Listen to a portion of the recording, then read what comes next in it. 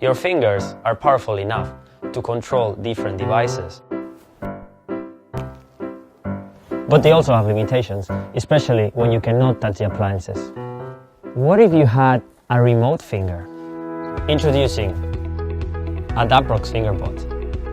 Fingerbot is the smallest robot in the world for controlling all kinds of buttons and switches remotely and smartly. No expensive replacements required. All your existing appliances can become smart devices in seconds. Stop worrying about whether you forgot to turn off the lights. The robot is super easy to attach to any surface. With our app, you can control any device remotely with your fingertip. Fingerbot can drive your robotic vacuum, activating it whenever you want, and turns on the computer for remote access when you are away from the office. Fingerbot also works with voice assistants like Google Home and Alexa. Hey Google, turn on the TV. Okay.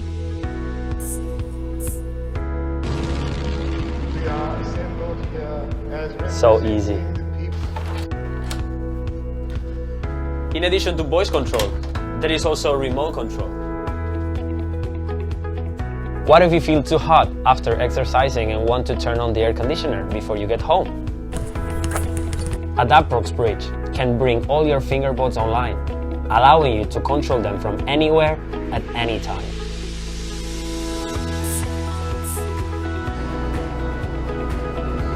Now, you might ask, what if the button doesn't fit? No worries, we have it solved. The arm of the robot can be replaced. With the tool pack, Fingerbot can be modified to fit many different scenarios. Let your coffee machine automatically prepare a cup of hot coffee. Becomes a touchscreen clicker for your smartphone.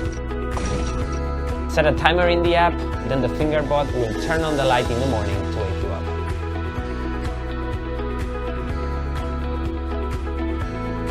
We also provide a 3D printing interface for you to create your unique arms to suit any special situation.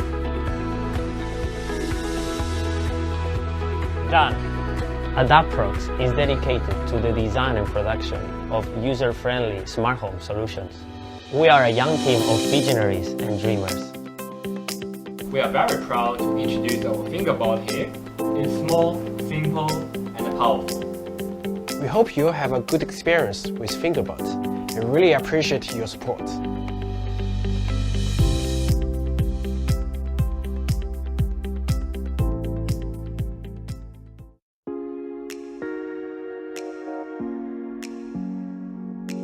How many bike lights have failed you unexpectedly? How often have you had to throw them away? Have you struggled time and time again mounting your lights? Have you, your friends, or family members repeatedly risked your lives because your bike lights did not work anymore? We present to you Lita, the safe, automatic, and sustainable urban bike light. Lita recharges itself with a highly sensitive solar panel. It charges in the sun, but also in the shadows, so the batteries will never be empty. Lita operates fully automatic. It turns on when you grab your bike, and turns off when you've arrived safely at your destination. The Lita front and back light are permanently fastened with a clever tie wrap connection, so Lita can be on your bike at all times without worrying about your lights being stolen. With Lita on your bike, you are visible from the front and from the back, but also from the sides, making Lita super safe. Last but not least, Lita is designed to last. It has a tough housing to endure impacts when you park your bike, while all the inside electronics are coated to withstand the elements at all times. Single-use bike lights break down far too often. They have a needlessly large CO2 footprint, but most of all, they risk people's lives on a daily basis. Stop buying single-use bike lights. My name is Matthijs de Kuylen. I'm a product designer, and 1 year ago I started with Lita because I wanted to create a bike light that was more sustainable and more user-friendly. Now we're 1 year further. Lita has been tested successfully and is ready for large-scale production. Lita is not a one-man achievement. This is Nikle, who helped with the development of Lita. This is Jim, our chief of electronics. He also made the PCBs for prototypes. And this is my father Willem, who has over 40 years of design experience. He knows how to make products that last, and he will be supervising the production of Lita. So do you want to join in setting a new standard for bike lighting? Do you want a bike light that is safe, convenient and sustainable? Then back this project. Buy a Lita for yourself, for a friend or for your family and bring Lita to life.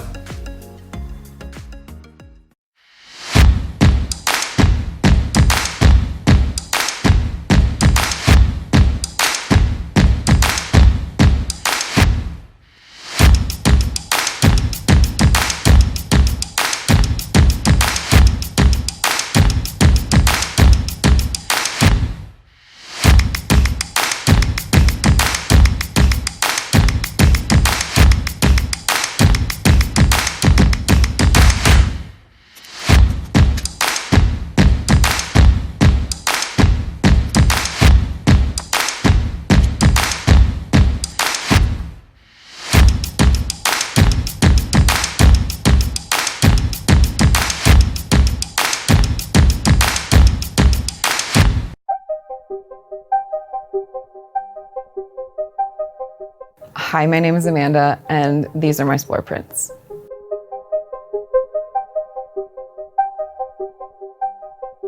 I've always been fascinated with mushrooms from a super young age. I can remember being very, very young, foraging for morels with my father. I made my first spore print in the Tillamook Forest in Oregon when I was foraging for chanterelles. And my first spore print I found was super beautiful and something that I'd never seen before.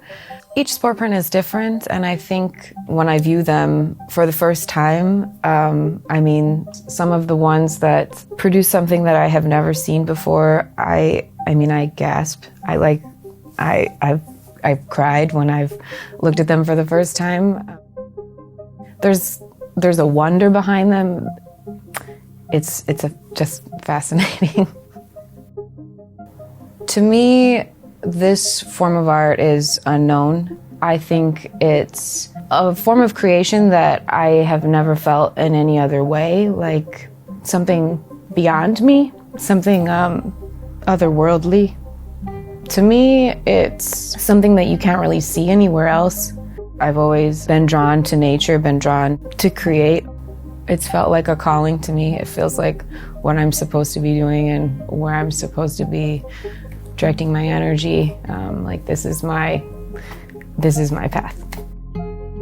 My goal with the Kickstarter is to frame 100 of my spore prints as part of the Make 100 campaign for January.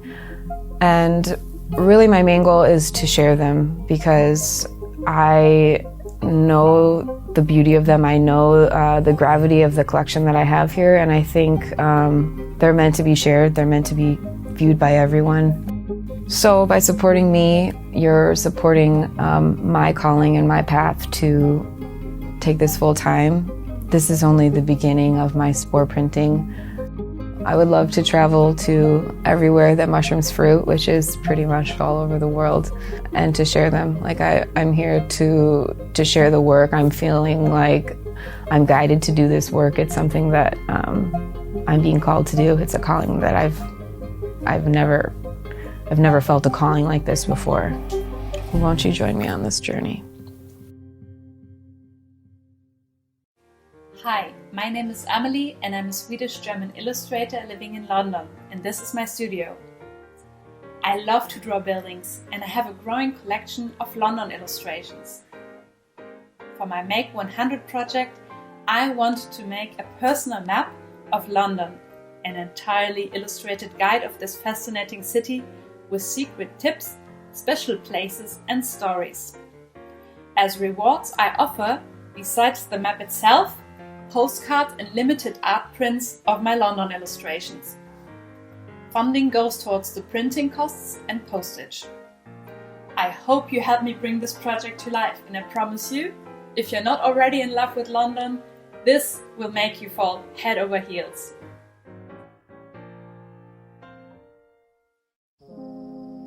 Hello, my name is Tang. This is my story. Where should I start? I'm from Burma, in Chin State. You know, in a village, We do farming, but there's no place to sell it. Whatever we grow, just we eat. That's how we survive. Because I was poor family, I had to find food by myself. It was really tough that I remember in my life. I need to find money to support my family and my sister because my sister has to go to school.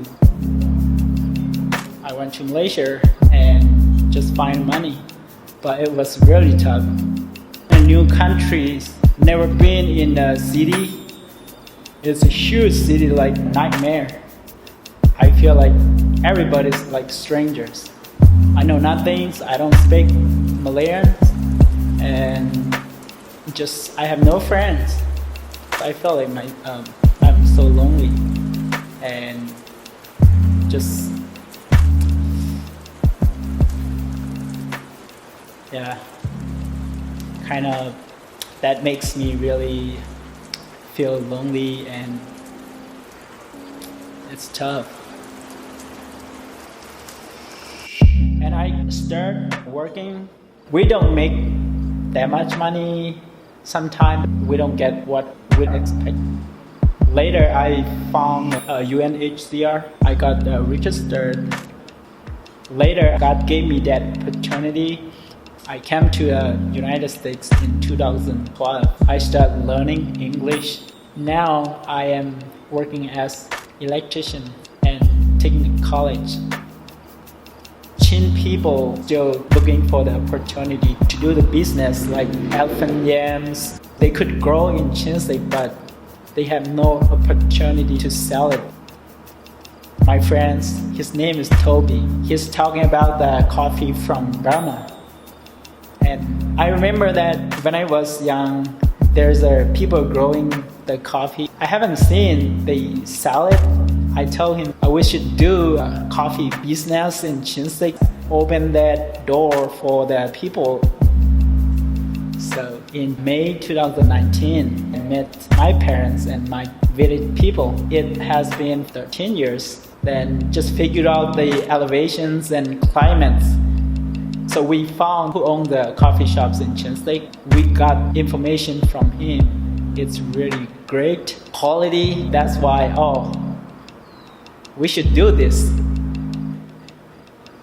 Thank you for partnering with us to import Chin coffee.